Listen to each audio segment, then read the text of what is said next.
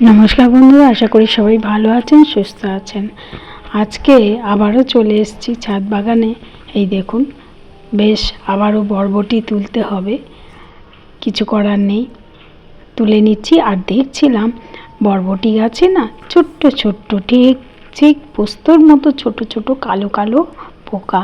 আর সেই পোকাগুলো মানে একটু টিপলেই মানে রক্তের মতন তার বেরোচ্ছে। জানি না এগুলোকে কি পোকা বলে। এই যে, আর বরবটিগুলোতে পুরো ধরে নিচ্ছে সেই পোকাগুলো। ওষুধ দেওয়া হয়ে উঠছে না, কিন্তু দিতে হবে। কত বরবটি তুলছি, ভীষণ ভালো লাগছে। আর বরবটিগুলো যেমন বড় হচ্ছে তেমনি তার হেলথ, বেশ মোটু সোটু আমার মতন সব গাছই হয়।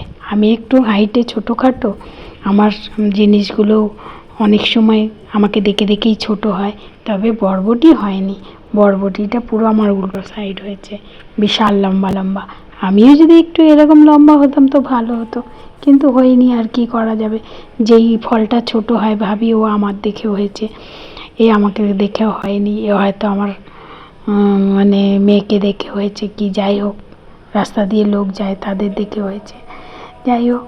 এবারে আর পোকাগুলো এমনই এক জায়গায় দেখছি পুরো, এই দেখুন ছোট্ট ছোট্ট পোকা, একদম কালো হয়ে না পুরো ভর্তি হয়ে থাকে, যে ছোট ছোট।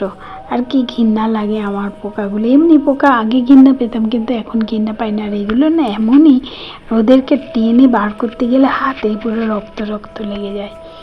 এটাকে কি পোকা বলে বন্ধুরা, আপনারা যদি কেউ জানেন আমাকে জানাবেন এই পোকাটার নাম কি। যাই হোক, আর প্রত্যেকবারে বরবটি গাছে এই পোকাগুলোই হয়। এই যে ভর্তি হয়ে আছে সব জায়গায়। ওষুধ দিয়েছিলাম কিন্তু ওপরটা দিতে পারিনি, স্প্রেয়ারটা খারাপ হয়ে গেছে, সেই জন্য ওপরটা দেওয়া হয়নি, মানে নিচেটাই দেওয়া হয়েছে। এবারে দিতেই হবে, কিছু করার নেই। আর পাট গাছগুলো থেকে পাট পাতা তুলে নিয়েছিলাম, তারপরে আবার বেরোচ্ছে। আর একটা ঝিঙে, সে তো পেকেই গেছে আমার মতন, পাকা চোকা বুড়ি সুড়ি হয়ে গেছে। যাই হোক, তা এবারে কিছু করার নেই, তবু পেরে নিই।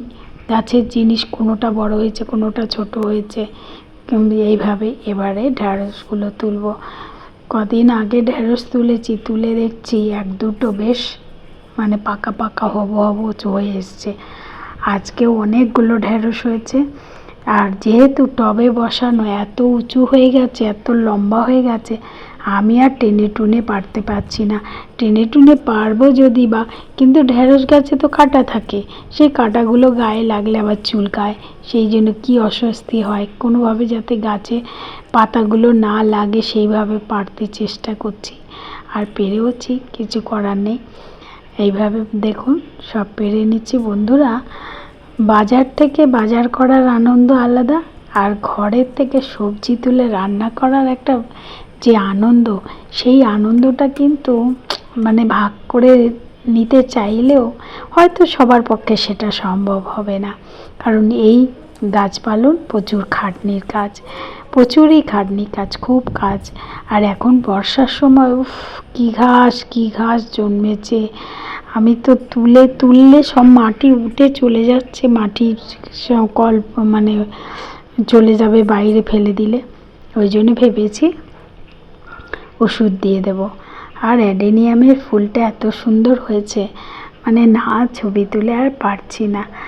আর গতবারে এই ছোটো বাতাবি লেবু গাছটাতেই লেবু হয়েছিল, কিন্তু এবছরে হচ্ছে যত, আবার মরেও যাচ্ছে তত। আসলে অতিরিক্ত গরম। আর ছাদ বাগানে কি হচ্ছে, টবের যে জায়গায় যদি সারা দিন একটু রোদ পড়ে, ব্যাস, বৃষ্টি না হয় সারাদিনে একবার, তাহলে কিন্তু গাছ শুকিয়ে যাচ্ছে। যে লঙ্কা তুলে নিলাম, অনেক দিন পর লঙ্কা তুললাম, কারণ লঙ্কা গাছগুলো হচ্ছিলই না। এবারে হয়েছে 4-5টা লঙ্কা গাছ। যে গাছগুলো দেখলাম ছোট ছোট টবে বসানো আছে, জল আর বড় গাছ হয়ে গেছে অনেকটা, ঝাঁকড় মাকড়, তাদের তো জল লাগবে, সেই জন্য জল শুকিয়ে গেছে। একটু একটু জল তাদেরকে দিয়ে দিলাম। আকাশে এত মেঘ, কিন্তু আমি যখন ভয়েস দিচ্ছি তখন রাত 8টা, তখনও পর্যন্ত কিন্তু বৃষ্টি হয়নি, কিন্তু গাছগুলো ঝিমিয়ে গেছে, তাই তো আমাকে একটু জল দিতে হলো। গিয়েই দেখি যদি ঝিমিয়ে গেছে, আমার এত কষ্ট হয়, মানে আহা, ওদের জলের জন্য কত কষ্ট হচ্ছে। বলে কুল গাছটা গতবারে মরে যাচ্ছিল, একদম শুকিয়ে পাতা ঝরে টরে সব গেছে, মনে হচ্ছে সে ডাল শুকিয়ে গেছে।